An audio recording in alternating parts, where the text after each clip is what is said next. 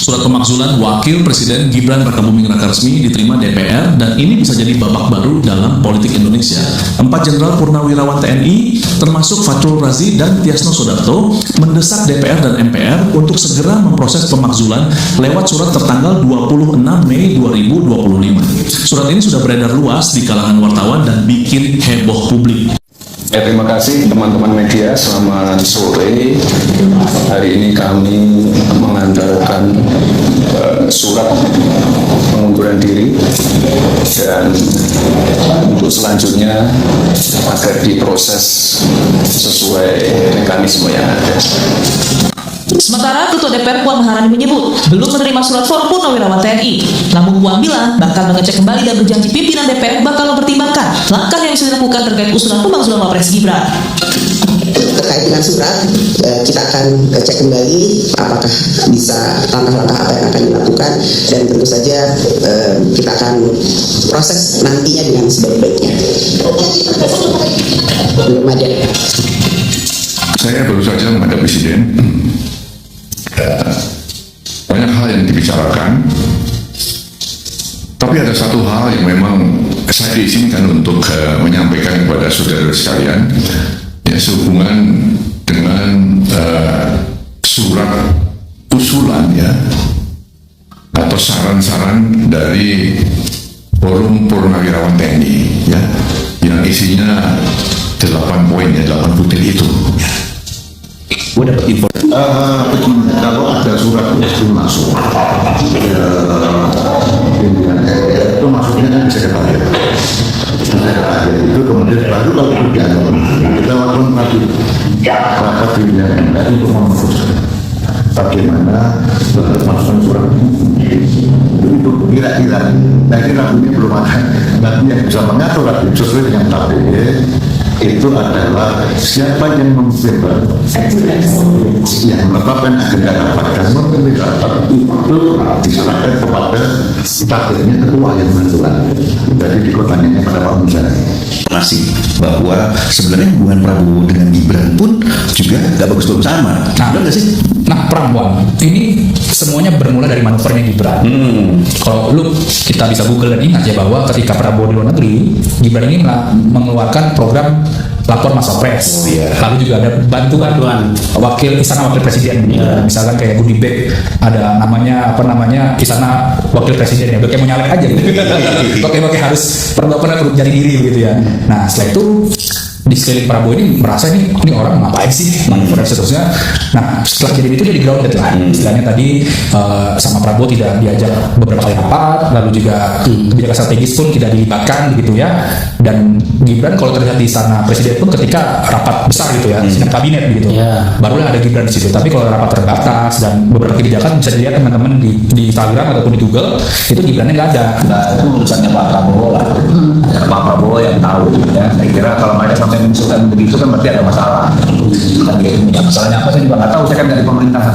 Di tengah panasnya isu pemakzulan Wakil Presiden Gibran Rakabuming Raka, publik kembali dikejutkan dengan langkah terbaru dari DPR RI yang disebut akan memproses berbagai aspirasi dan usulan yang masuk secara serius dan sebaik-baiknya. Situasi politik nasional pun kembali memanas setelah muncul berbagai tekanan dari sejumlah pihak yang terus menyoroti polemik seputar proses pencalonan hingga legitimasi politik yang selama ini menjadi perdebatan publik. Di sisi lain, perhatian masyarakat kini tertuju pada surat usulan pemakzulan yang datang dari Forum Purnawirawan TNI. Surat yang berisi 8 butir tuntutan tersebut sontak menjadi pembahasan hangat di tengah masyarakat karena dinilai membawa isu ini ke level yang jauh lebih besar dan sensitif. Banyak pihak menilai langkah tersebut menunjukkan bahwa polemik yang selama ini berkembang di ruang publik kini mulai masuk ke ranah politik dan kelembagaan negara secara lebih terbuka. Presiden Prabowo Subianto sendiri turut memberikan penegasan terkait dinamika yang berkembang.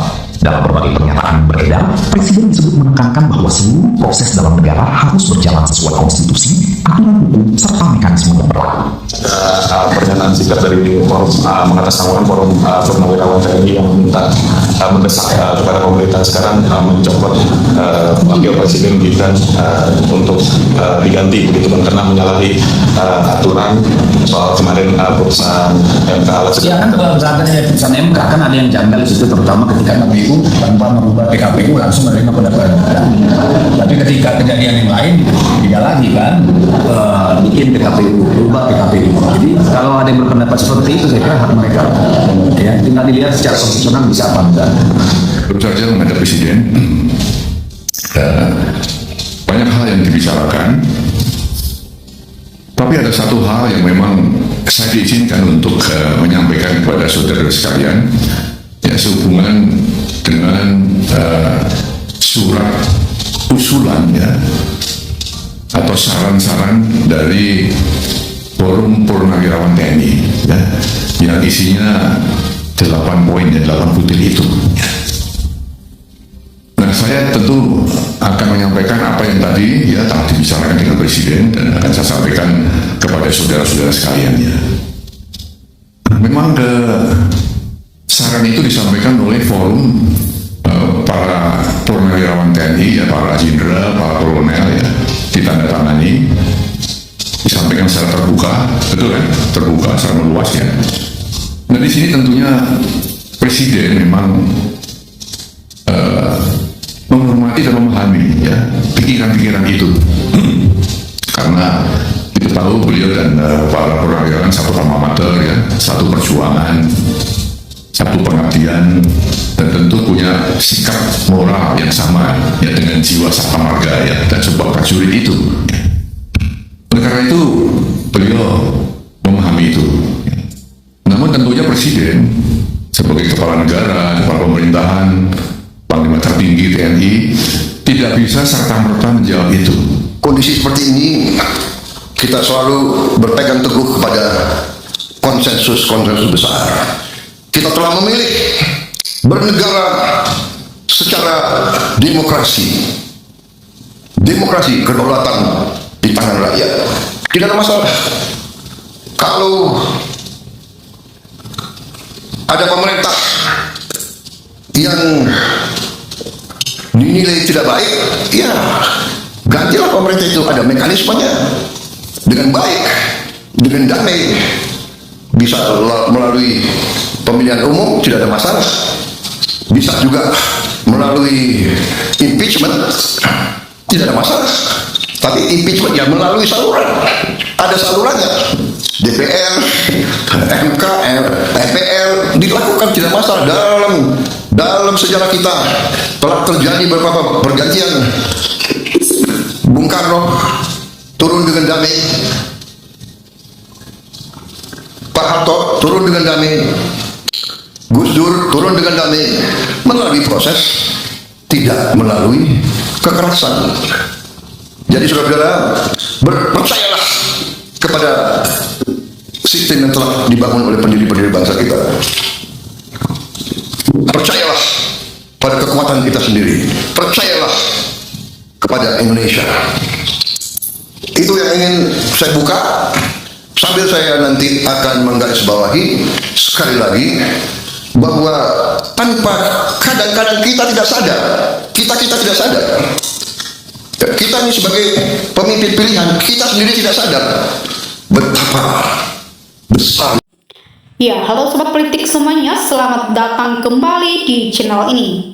Nah, saudara sekalian, persiapkan diri Anda karena berita besar yang ditunggu-tunggu jutaan rakyat Indonesia akhirnya tiba juga. Nah, teman-teman, kabar konfirmasi paling mengejutkan datang dari pusat kekuasaan, yaitu akhirnya Gibran Rakabuming Raka resmi menerima surat pemakzulan.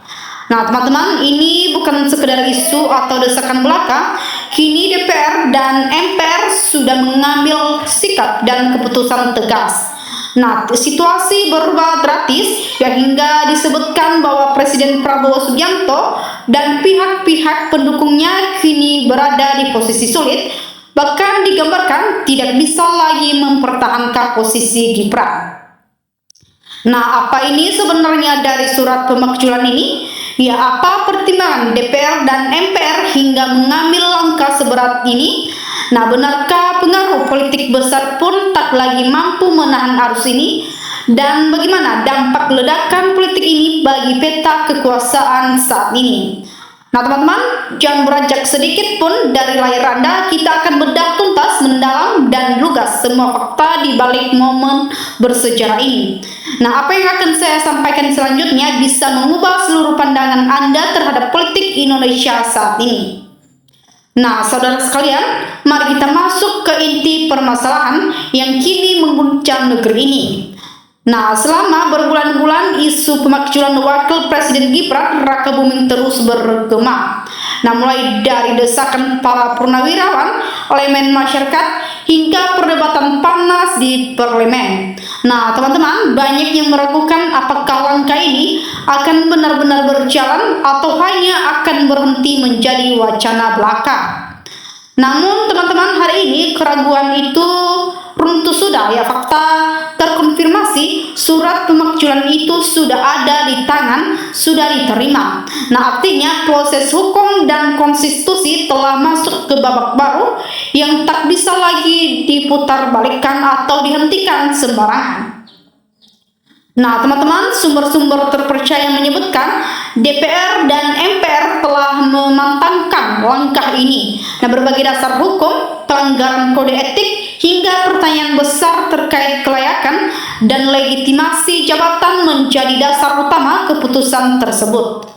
Nah, semua ini bergerak maju meski sebelumnya banyak dugaan bahwa akan ada upaya keras dari arah istana dan lingkaran kekuasaan untuk membendungnya. Nah, teman-teman, yang menjadi sorotan paling tajam adalah posisi Bapak Prabowo Subianto. Nah, selama ini dukungan politik dianggap sangat kuat. Namun di tengah proses pemakzulan ini terlihat jelas bahwa tangan kekuasaan pun seolah terkait. Nah, teman-teman, kabar berhembus kencang, ya, Prabowo dan para pendukung utama tak lagi bisa berbuat banyak, tak lagi mampu mempertahankan posisi tersebut. Ya, mengapa? Ya, karena ini sudah masuk ranah konstitusi, ranah hukum yang harus dijunjung, dan tekanan publik yang sudah terlalu besar untuk diabaikan. Nah, teman-teman, ini bukan sekedar soal hubungan personal atau koalisi partai, ya, ini soal penegakan aturan main demokrasi. Nah, teman-teman, kita tahu betul, ya, publik pun masih sangat ingat berbagai polemik yang menyelimuti sosok Gibran. Nah, mulai dari polemik ijazah, pertanyaan soal kepastian, hingga berkaitan dengan kebijakan-kebijakan kontroversial di masa lalu. Nah, teman-teman, semua itu kini dikumpulkan, disusun rapi, dan menjadi alasan mengapa surat pemakzulan ini akhirnya sah diterima.